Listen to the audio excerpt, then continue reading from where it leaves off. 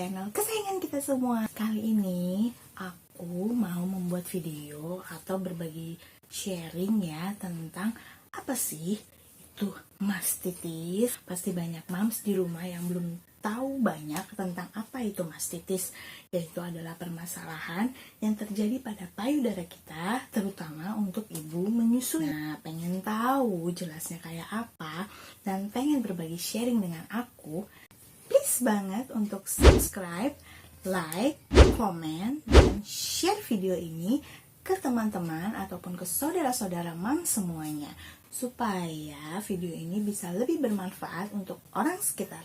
Pasti banyak mam semua yang bingung apa sih mastitis itu. Nah mams, aku juga sebenarnya baru tahu akhir-akhir ini ya, karena setelah aku melahirkan anak yang kedua, aku baru mulai menyusui anakku yang kedua ini. Jadi aku juga mengalami apakah itu mastitis. Nah makanya aku searching, aku googling, dan inilah share aku untuk mam semuanya. Jadi apa sih itu mastitis ya? Nih mams, aku punya sumbernya. Mams bisa lihat ya apa itu mastitis. Nah untuk pembahasannya aku akan bantu mam semua untuk kita bahas apa sih itu mastitis. Mastitis itu adalah infeksi yang terjadi pada jaringan payudara kita yang terjadi karena adanya penyumbatan di payudara kita. Nah biasanya mastitis itu dialami kebanyakan ya dialami oleh ibu yang sedang menyusui ya mams ya. Ada sih sebenarnya mastitis yang terjadi pada wanita yang tidak menyusui atau belum menyusui, tapi itu sangat kecil sekali.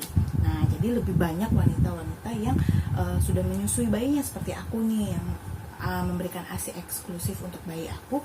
Nah itu bisa terjadi mastitis, dan terjadinya itu bukan hanya bisa sekali atau dua kali, bahkan bisa berkali-kali kalau kita tidak tahu cara pencegahannya gimana, dan kalau juga kita tidak tahu solusinya gimana sih. Ada beberapa penyebab yang menyebabkan kita mengalami mastitis, yaitu adalah satu, adanya gangguan atau kelainan yang terjadi dikarenakan payudara kita yang tidak bisa disedot oleh si bayi gitu ya. Jadi kita punya payudara, saatnya kita ingin menyusui tapi bayi itu menolak. Nah, atau ada kelainan misalnya pada saat menyusui puting kita lecet, atau puting kita berdarah, atau puting kita bernanah. Nah mams, aku pernah punya pengalaman ya. Jadi pada saat aku menyusui bayi aku mengalami puting lecet ya. Aku mengalami puting lecet, aku mengalami puting berdarah tapi tidak sampai bernanah. Karena apa? Karena pada saat putingku lecet, pada saat putingku berdarah, aku langsung aku langsung googling gimana nih caranya supaya mengobati puting berdarah, puting lecet itu seperti apa gitu loh. Akhirnya aku menemukan caranya, yaitu adalah sebelum kita menyusui si bayi ya, sebelum kita menyusui si bayi, ada baiknya kita membasahi bagian puting kita dulu itu dengan ASI kita sendiri. Yaitu gimana caranya? Kita pencet payudara kita sedikit, pasti kan nanti ASInya keluar tuh. Nah di situ kita olesin dulu tuh puting payudara kita dengan si ASI yang yang kita pencet itu, supaya keadaan puting kita itu tidak terlalu kering. Jadi begitu disedot sama bayi itu perihnya luar biasa kan kalau kering. Nah kalau sudah dibasahi sebentar dengan ASI itu agak-agak nyeri-nyeri sedot, tapi nanti lama-lama hilang gitu loh. Penyebab yang kedua adalah bayi tidak bisa menyedot dengan sempurna atau bayi menolak untuk menyedot. Biasanya mams, hal yang kedua ini terjadi karena satu, bayi kita sudah kenal dot. Oh no, oh no, oh no, no, no, no, no, oh no. Jadi gini mams, kalau misalnya kita habis melahirkan ya, tenang aja mams, jangan panik kita harus buru-buru menyusui bayi kita. Tenang, aku pernah punya pengalaman di anak aku yang pertama ya. Anak aku yang pertama aku sama sekali nggak tahu gimana ya nanti kalau misalnya aku nggak bisa kasih ASI dan segala macam. Akhirnya apa? ASIku mampet karena kebetulan puting payudaraku itu kan masuk ke dalam ya mams, jadi nggak muncul gitu keluar gitu, nggak masuk ke dalam. Nah sementara aku panik begitu anak pertama aku lahir, kok ASI aku nggak keluar, sampai aku pijat laktasi di rumah sakit dan segala macam, kok ASIku nggak keluar sama sekali. Panik dong, bayi nangis gitu kan. Bayi nangis, akhirnya aku dan suamiku memutuskan untuk memberikan susu formula ke bayi aku. Nah, pakai apa susu formulanya? Yap, pakai dot atau pakai botol susu. Nah, kenyat deh tuh, enak kan, botol susu sudah.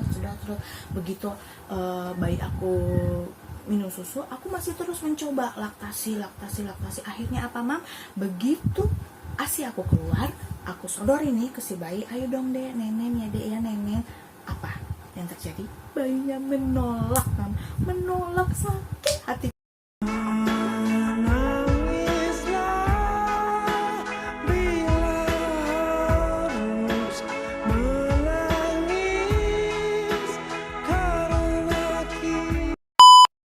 Bayi pertama aku, anak pertama aku maksudnya, hanya bisa menyusui sampai 3 bulan, itu pun melalui media dot.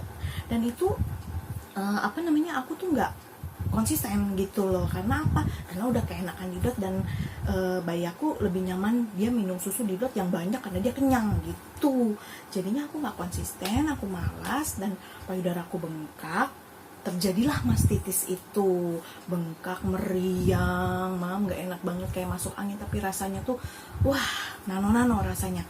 Nah, itulah yang terjadi pada diriku waktu aku kena mastitis di anak pertama aku. Dan ketiga yaitu adalah pengeluaran ASI dari payudara kita yang tidak teratur. Nah, maksudnya gini, kalau orang-orang bilang ya, sama dokter juga pernah bilang sih, bayi itu lebih bagus diberikan minum, diberikan ASI itu setiap 2 jam sekali. Nah, jadi kalau misalnya bayi kita tidur jam 7 pagi nih, nanti jam 9 dibangun untuk dia disuruh menyusu. Atau kalau misalnya tidur jam 9, nanti jam 11 dibangunin lagi untuk menyusu. Nah, baiknya sih seperti itu ya, Mams ya. Tapi kenyataannya aku ngalamin sendiri ya. Ini nih bayiku yang gemoy-gemoy ini. Nah, jadi aku tuh nggak telaten gitu kan ya. Aku nggak telaten. Jadi begitu dia menyusui ya aku kasih. Kalau dia mau aus, kalau aus kan dia ngerengek nangis gitu, aku kasih. Nanti kalau misalnya tidurnya panjang ya aku bablas aja gitu, tidur panjang. Nah, itu dia masalahnya. Masalahnya apa? Biasanya itu terjadi pada malam hari ya. Pada malam hari dia tidurnya panjang, ya kan? Nah, harusnya kan kita nyusuin dia nih tiap 2 jam sekali. Kita lakukan apa? Kita juga ikut tidur panjang. Begitu bangun, begitu dia nangis, payudara mama sakit. Panik gak? Panik lah, masa enggak?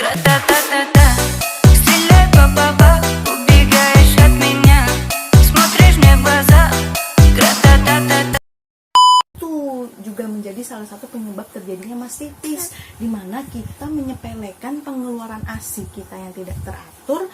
Jadi numpuk deh tuh nih si ASI ya, sama dulu ya, numpuk deh tuh si ASI, jadinya apa? Bengkak deh ASI kita gitu loh, Mam. Penyebab yang keempat menurut aku, pada saat bayi kita sudah memasuki usia yang cukup untuk dia empasi. Apa sih empasi itu? Empasi itu adalah makanan pendamping ASI, dimana pada usia bayi ke 6 bulan, bayi sudah siap untuk diberikan makan. Nah, jadi makannya nggak sembarangan ya, makannya itu ada beberapa tahap, dari teksturnya, komposisinya, dan segala macam. Nah, itu nanti akan aku bahas di channel aku selanjutnya, oke?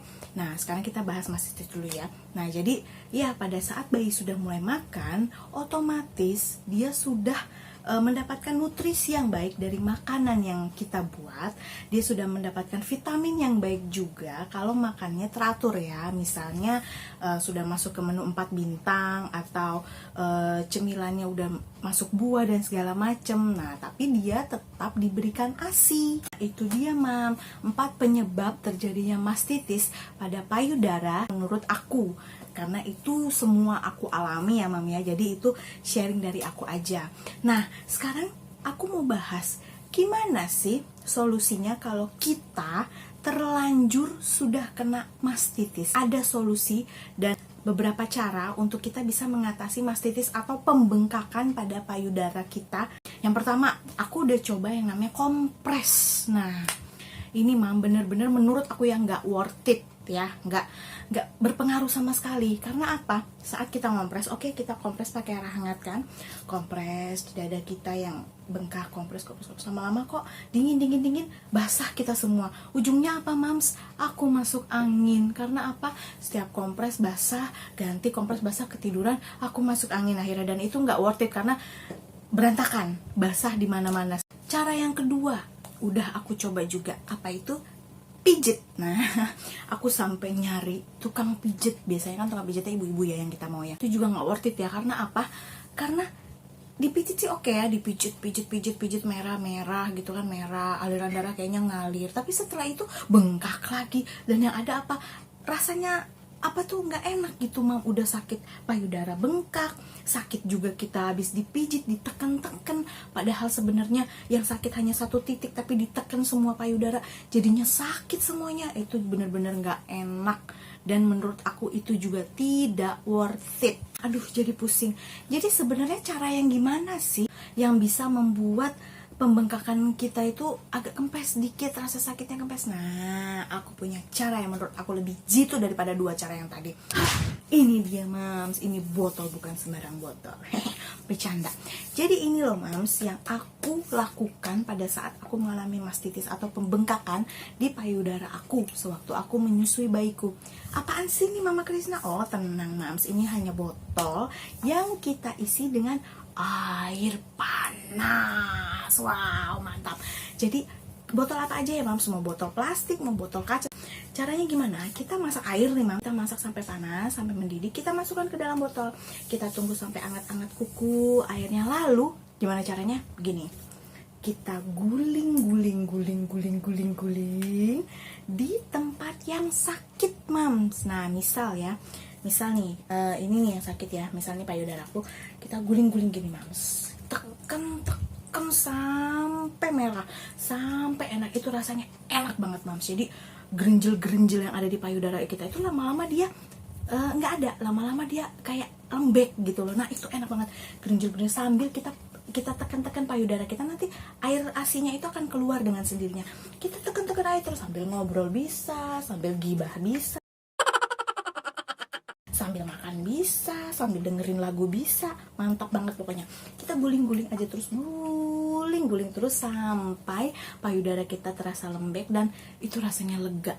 Nah kalau misalnya pengen keluar air asinya lebih banyak, kita bisa pompa, lalu kita taruh di botol. Nah seperti itu mams. Jadi menurut aku botol ini sangat berguna dan sangat worth it, dan itu yang selalu aku lakukan pada saat aku kena mastitis. Nah kalau udah mulai bengkak, gerenjel gitu di payudara, langsung aku masak air panas, langsung aku guling sampai sembuh gitu mam. Itulah tadi info yang bisa aku berikan untuk mam semua.